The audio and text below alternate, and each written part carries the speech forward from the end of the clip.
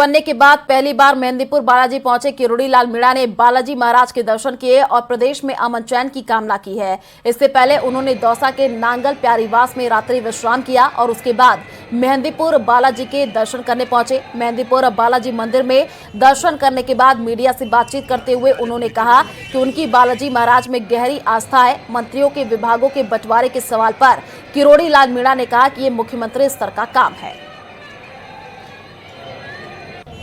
बालाजी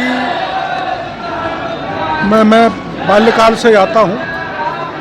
मेरे बालाजी के प्रति बहुत आस्था है और नियमित रूप से आता रहता हूँ।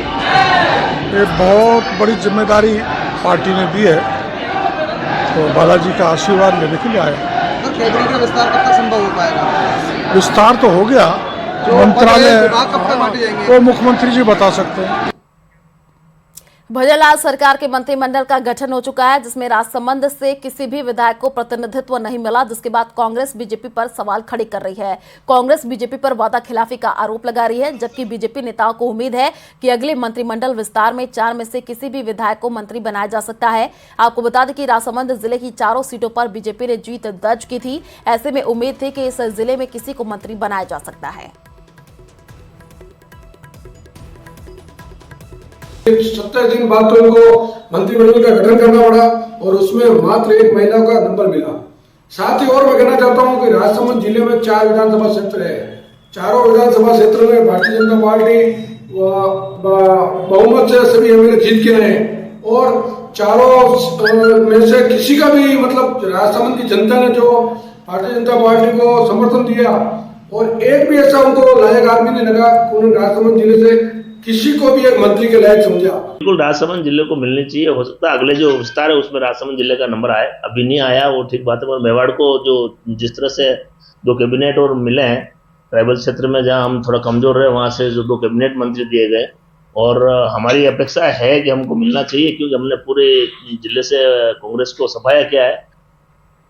डिप्टी सीएम बनने के बाद पहली बार बूंदी दौरे पर आए प्रेमचंद बैरवा का जिले में प्रवेश करते ही कार्यकर्ताओं ने स्वागत किया है। इस दौरान बीजेपी कार्यकर्ताओं ने बैरवा को फूल मालाओं और साफा से लादकर जोर शोर से स्वागत किया। इस दौरान बैरवा बालीनाथ जयंती पर आयोजित समारोह में शिरकत कर उनके चित्र पर और बाबा साहेब भीमराव अंबेडकर की प्रतिमा पर माल्यार्पण कर समाज के लोगों को संबोधित किया। वहीं मीडिया से बातचीत में बैरवा ने केंद्र सरकार की योजनाओं को सफलतापूर्वक लागू कर अंतिम पंक्ति वाले लोगों को आगे बढ़ाने की बात कही है। कार्यक्रम के बाद डिप्टी सीएम कोटा के लिए रवाना हो गए।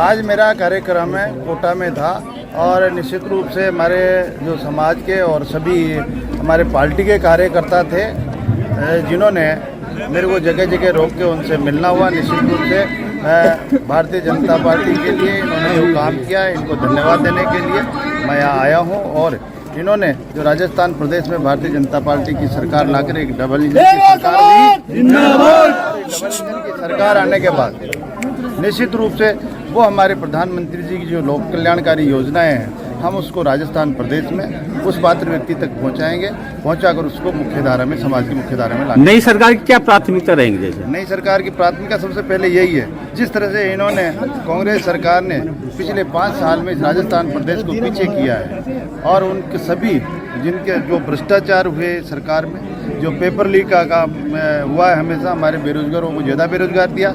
और ये आई जब ये कह के आई थी हम इन बेरोजगारों को भत्ता देंगे, हम किसानों का कर्जा माफ़ करेंगे, लेकिन ये कुछ नहीं कर पाई। और अब मैं यही कहना चाहूँगा कि हमारी जो लोक कल्याणकारी योजनाएं उनको हम आम जनता जो पात्र व्यक्ति है उसको पहुँचाकर इस राजस्थान की जनता को मुख्यधारा में लाकर जो हमारे पीछे जो लोग रह गए उनको और विकास कार्य में आगे बढ़ाने का काम करेंगे राजस्थान। मंत्रिमंडल का विस्तार हो गया। मंत्रिमंडल का विस्तार आप लोग पहले भी सुन रहे थे कि मंत्रिमंडल का विस्तार कब होगा, हो गया। आपके सामने कल हो गया मंत्रिमंडल का विस्तार। निश्चित रूप से सारा मंत्रिमंडल कैबिनेट बन के और इस राजस्थान प्रदेश को आगे बढ़ाएगा। पोर्टफोलियो का निर्धारण नहीं हुआ सर? पोर्टफोलियो का जब मंत्रिमंडल बना तो वो भी होगा। कभी देखा था क्या आप बिना पोर्टफोलियो? टोंक शहर में एक बार फिर अवैध बुचड़खानों को बंद करने की मांग जोर पकड़ने लगी है। दरअसल आरोप है कि सुप्रीम कोर्ट के आदेश के बाद भी नगर परिषद अवैध बुचड़खानों पर कार्रवाई नहीं कर रहा है। लेकिन नई सरकार आने के बाद अवैध बुचड़खानों हटाओ समिति ने सांसद सुखबीर सिंह जौनापुरिया से मिलकर बुचड़खानों पर कार्रवाई करने की मांग करते हुए ज्ञापन सौंपा है, जिसके बाद सांसद की तरफ से कलेक्टर को फोन कर आबादी क्षेत्र में अवैध बुचड़खानों को बंद करने के लिए कहा गया है। आरोप है कि एनजीटी के आदेश पर अवैध बुचड़खानों बंद किया गया था, लेकिन अधिकारियों की मिली भगत इन पर कोई रोक नहीं लगी। आपको बता दें कि टोंक नगर परिषद क्षेत्र में करीब 2 लाख की आबादी है, जिसमें शहर की 70% आबादी मांसाहारी है, जिसके लिए 200 पशुओं के मांस की खपत हर रोज होती है और यहां 300 मीट की दुकानें बिना लाइसेंस के चलती हैं। तो मैं समझता हूं कि ये आज का नहीं, बहुत बड़ा ज्वलंत मुद्दा है। और जिस दिन 2014 में सांसद बना था उस टाइम भी ये काफी जोर से मुद्दा उठा था। अभी जिस हिसाब से शहर के अंदर में अवैध बूचड़खाने बंद कराने के लिए एक कमेटी बनी है और शहर के लोग काफी उसमें जुड़े हैं, क्योंकि हर आदमी चाहता है कि मेरे टोंक से जब कोई निकले तो उस आदमी को पता लगना चाहिए मैं टोंक से जा रहा हूँ। यहाँ उल्टा पता लगता है कि एकदम जब बदबू आती है तुरंत आदमी रुमाल मुंह पे लगाता है। ये हालत थी। आज सुप्रीम कोर्ट ने भी ऑर्डर कर दिए, नगर परिषद नगर पालिका भी, एसडीएम ने भी, उसने मौके की रिपोर्ट जारी कर दी। जो आज से कुछ दिन पहले एक नेगोशिएशन हुई थी कि अगर कोर्ट में इन्होंने लिख के दे दिया था कि अगर वहाँ पर कोई भी अगर आपको कुछ पूछ पड़ी पाए, सींग पड़ा पाए, कोई मांसपेशी हो, कोई हड्डी हो, तो हम इसको मानेंगे कि अवैध चल रहा है। राजस्थान म्युनिसिपल एक्ट का सेक्शन 271 ये कहता है कि किसी भी आवासीय या आबादी इलाके में या म्युनिसिपल पेरिफेरी में किसी तरीके से भी कोई स्लॉटरिंग नहीं हो सकती।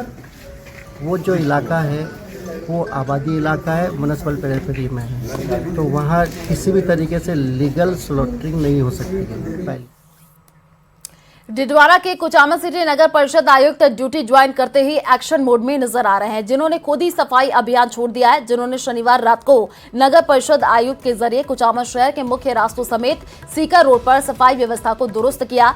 दरअसल सफाई व्यवस्था को लेकर काफी दिनों से स्थानीय निवासी शिकायत कर रहे थे कि नाली में गंदगी की वजह से सड़क पर पानी आ जाता है, और जिस पर नगर परिषद के एसआई राजेंद्र कुमार ने एक सफाई कर्मचारी की टीम बना करके शहर की सफाई व्यवस्था सुचारू रूप से करवाई।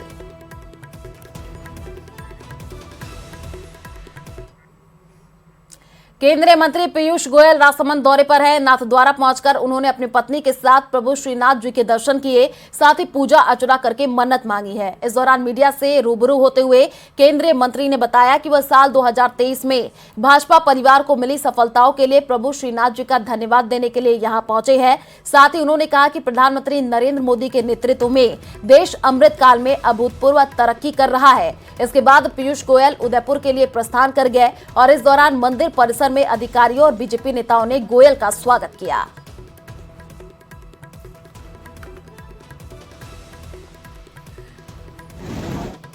ये नई नई संभावनाएं लेके आया, एक देश का आत्मविश्वास बढ़ाया और पूरे देश को एकजुट करते हुए नई ऊंचाइयों की आकांक्षा के साथ भारत अमृत काल में प्रधानमंत्री नरेंद्र मोदी जी के नेतृत्व में निकल पड़ा है। आज मैं प्रभु श्री कृष्ण के दर्शन करके उनके धन्यवाद करने के लिए आया था कि 2023 के वर्ष में इस देश में जो जो अच्छी चीज़ें हुई, जो जो मेरे परिवार में अच्छी चीज़ें हुई, उस सब के लिए आज प्रभु श्री कृष्ण के धन्यवाद भी किया। तो चलिए फिलहाल इस बुलेटिन में इतना ही। बाकी खबरों के लिए आप देखते रहिए न्यूज़ 18 राजस्थान। नमस्कार।